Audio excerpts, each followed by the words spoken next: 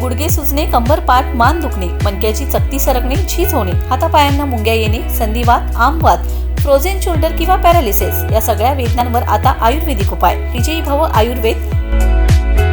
गुडघे व मणक्यांच्या विकारावर विशेष आयुर्वेदिक उपचार केंद्र. नेवरी, तालुका कडेगाव, जिल्हा सांगली. पुणे त्रिमूर्ती चौक, धनकवडी. मुंबई दादर पश्चिम. आजच संपर्क करा.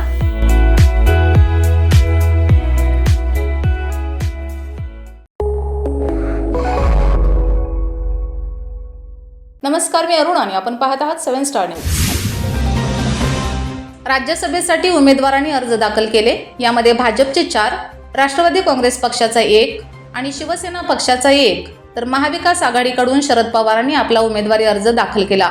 शरद पवार यांनी आज महाविकास आघाडीचा उमेदवार म्हणून राज्यसभेसाठी उमेदवारी अर्ज दाखल केला. मात्र महाराष्ट्रात पहिल्यांदाच प्रत्यक्ष उपस्थित न राहता अशा पद्धतीने शरद पवार यांनी उमेदवारी अर्ज दाखल केला.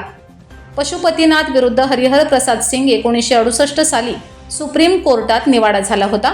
यावेळी आरोग्यासह कुठल्याही वैध कारणास्तव उमेदवार प्रत्यक्ष उपस्थित नसेल तर संविधानाच्या कलम 84 प्रमाणे विहित नमुन्यात शपथपत्र सादर करणं अनिवार्य असतं.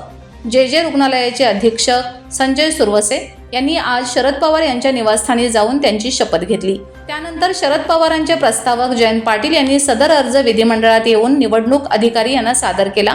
पवारांनी 2 अर्ज दाखल केले आहेत, एक पक्षाकडून आणि दुसरा अपक्ष. खबरदारीचा उपाय म्हणून 2 अर्ज दाखल केले आहेत.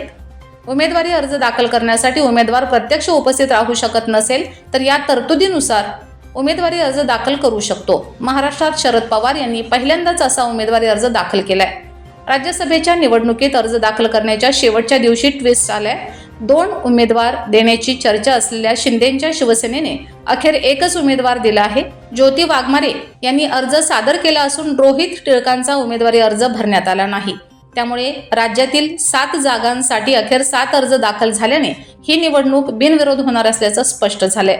राज्यसभेच्या निवडणुकीसाठी भाजपकडून 4, राष्ट्रवादीकडून 1 आणि शिवसेनेकडून 1 असे 6 अर्ज दाखल झाले आहेत. तर दुसऱ्या बाजूला महाविकास आघाडीकडून शरद पवारांचा अर्ज दाखल झालाय. त्यामुळे ही निवडणूक आता बिनविरोध झाल्याचं समोर आलंय. Bureau report, 7 star news.